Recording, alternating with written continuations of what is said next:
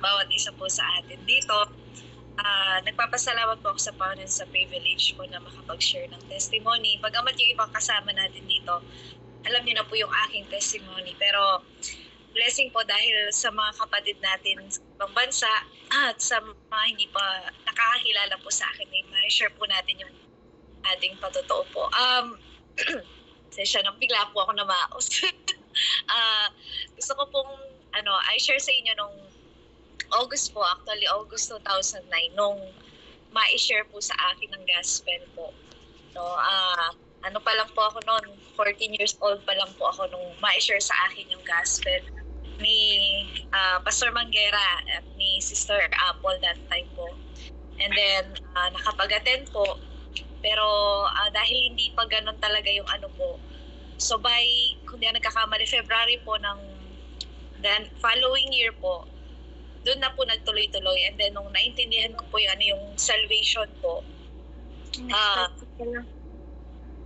hello po. Sige po.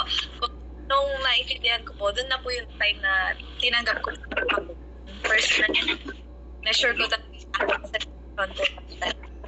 And then,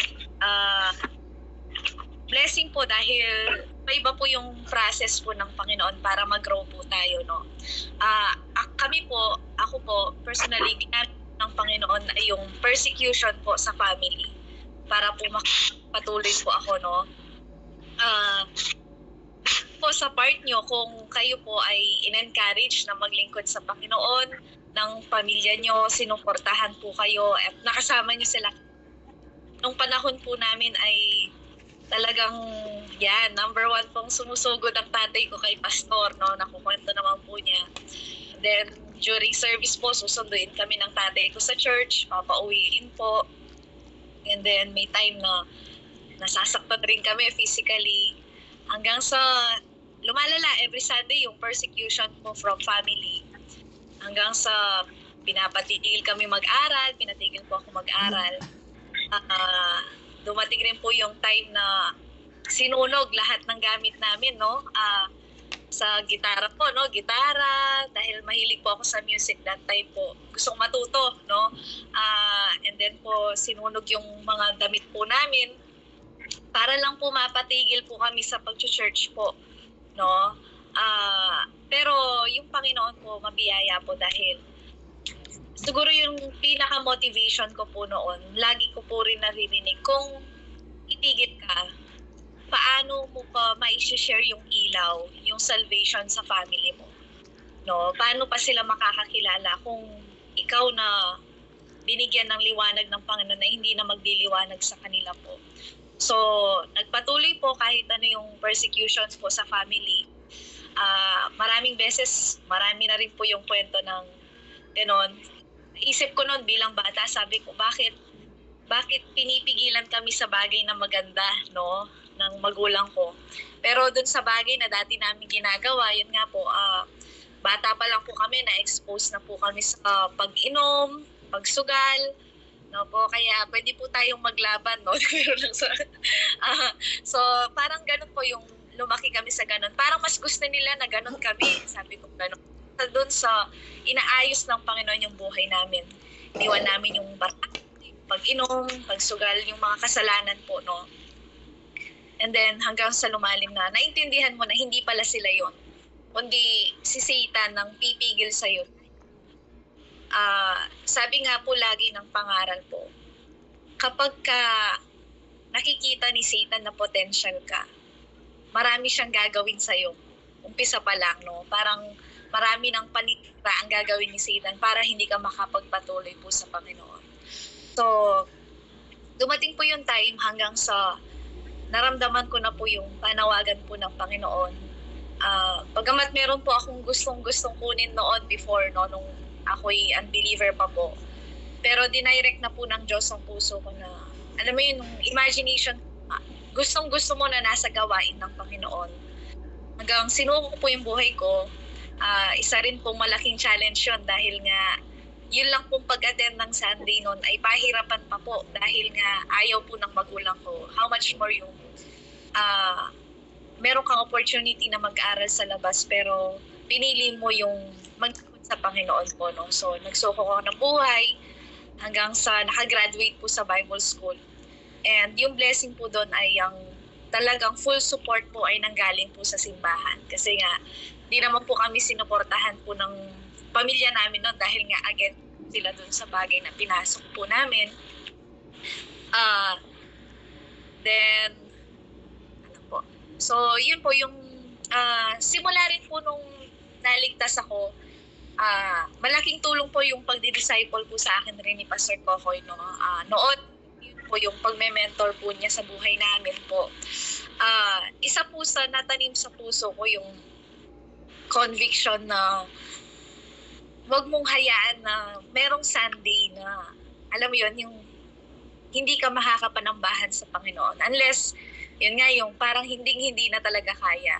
Meron lang po, kung di ako nagkakamali, 4 na beses po na hindi ako nakapag-attend ng Sunday. Yung, ano po doon, yung 3 po doon ay yung talagang dinala kami sa lola ko, no, para hindi po kami makapag-attend. 2 lang po pala times na dinala kami sa lola ko sa San Simon po para hindi kami makapag-attend ng Sunday. And yung pangalawang Sunday po, yung pangatlong Sunday po ay yung ako po yung nagkasakit ng dengue po, no. Bagamat nakapag-attend po ako pero half day lang po no, dahil nga hindi ko na po talaga kinaya. So yun lang po yung masasabi ko from ilang years na po ako Kristiyano, 15 years na po akong Kristiyano ngayon. More than half of my life po ay naglilingkod po ako sa Panginoon, no. Kasi na-save po ako 14, no. Ngayon 15 years na po ang nakalipas, ginagamit pa rin ng Panginoon, nakakapaglingkod, nakakapagpatuloy, katulad po ng message, kung nakakapagpatuloy ka pa rin ay ito'y pagmamahal sa iyo ng Diyos at biyaya ng Panginoon sa iyo po, no. So, ayun po yung, kaya kahit anong mangyari, hindi ko na po hinayaan na yung Sunday po ay mawawala ako sa pananambahan po sa Panginoon po, no. Marami na rin pong test na nangyari, maraming ginawa si Satan para patigilin ka from physical test, no, emotional test, lahat yan tinest po ng Panginoon, even yung financial po, no, dahil bilang manggagawa po, sabi na, in-expect nila na, nag-graduate ka, nag-aral ka, ano na yung mapapala mo niyan, no, parang ganun. Siyempre, bilang sa, alam naman po natin yung culture ng Filipino, kapag ka nag-graduate yung mga anak, sila ang parang tutok pamilya, no po. So, ganun po. Pero sa puso ko, sabi ko po sa Panginoon, Lord, simula nung natutunan ko po yung pagkakaloob sa inyo, ginawa ko po ito ng may buong katapatan. Sa biyaya po ng Panginoon, sabi ko nga po, wala po akong maalala na nagnakaw ako ng tithes sa Panginoon, no. Actually, hindi pa po tinuturo sa akin ng tithing noon. Pero ginagawa ko na po siya, no. Basta't nagsisave po ako ng baon ko noon from school, ibibigay ko siya, no. Hindi man nga po 10%, higit pa po doon, no. Nag-start ako hanggang sa natutunan ko po. Hindi ko na po hinayaan. So kaya sabi ko, Lord, parang alam niyo po yung blessing, pag pala meron kang tinanim sa Panginoon, darating yung araw, parang meron kang i-claim sa Diyos, no. Ngayon sabi ko po, actually marami po akong pangarap para sa gawain ng Panginoon. Sabi ko, isa ako sa gamitin mo, Lord, kahit sa financial na po na pangangailangan ng simbahan po. So sabi ko, Lord, i-claim ko na po, no, Lord, yung reward ko, no. Please i-bless mo ako, Lord, this time. Kasi gusto ko po na mas marami po ako magawa para sa inyo. So, sabi ko, alam niyo po, magkakaroon ka pala ng, alam niyo, hindi naman po confidence in the flesh po, kundi yung kumpiyansa mo sa Panginoon dahil, alam mo yun, nagtanim ka ng tama pagdating sa financial sa Panginoon. So, ayun po, naranasan ko po yung pagpapala, even ng family ko po. Sino po mag-aakala na mga workers po kami ni Ate Trish po. Pero kami yung ginagamit na breadwinner po ng Diyos, no, sa pamilya po namin ngayon, no. Yun, malaking na po yun, no, malaking patunay na ang Panginoon, kapag binigay mo ang buhay mo, hindi lang ikaw ang hindi niya pababayaan, pati yung sangbahayan mo po, no. And ipapakita rin ng Diyos kung paano, alam mo yun, kakaiba yung gagawin niya sa inyo, na even yung ibang tao manggagaling po yung mga tao ng persecute sa amin from our family is naririnig mo na po yung praise from them na alam mo yun, nag-glorify yung Diyos dahil nga po nakapagpatuloy ka. Ngayon po yung kung tatanungin niyo po ako, ano yung nagkikip sa'yo sa paglilingkod sa Panginoon? Lagi po sinasabi is, noon nakala ko dahil mahal ko ang Panginoon, kaya ako nandyan. Pero I realize, mahal ako ng Diyos, kaya ako nakakapagpatuloy. Kasi may mga pagkakataon rin po bilang Kristiyano na malalam natin, hihina yung faith natin, no? Pero makakapagpatuloy ka pa rin kasi pag nare-realize mo yung ginawa ni Jesus Christ sa cross, no? Ay, mahal pala ako ng Diyos, no? This time po parang sa dami mo na in-invest sa Diyos, parang pag naiisip mong tumigil ka, parang bakit pa ako titigil, no? Ang dami ko nang inano, no? Kaya sayang naman kung mawawala lahat ng 'yon. No, kaya nga po kung gusto niyo pong mas lalo kayo lumalim makapagpatuloy sa Panginoon, napakahalaga po na i-invest yung buhay at puso niyo sa Panginoon. Kasi pag may in-invest ka, mahirap pong iwanan, no, ang gawain ng Panginoon, ang church niya, ang mga kapatiran, no, and ang prayer ko po is magpatuloy kayo dahil mahal kayo ng Panginoon po, no.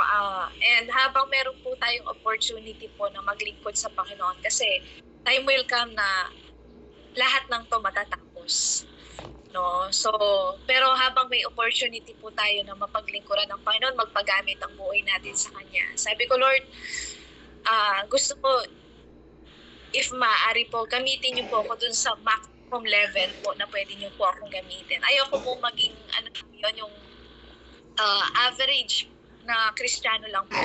Hanggang po, if maaari po, to the extent na pwede mo akong magamit, no? Ano man. So, po ang prayer ko sa Panginoon. And actually, mangyayari rin po yun kung katulad nga po ng laging panalangin po ni Pastor po sa aming manggagawa is makapag-asawa rin po kami ng man of God po, no? So, yun po yung kasi naman, di ba, yung hindi po dahil mawawala ka rin po sa paglilingkod sa Panginoon.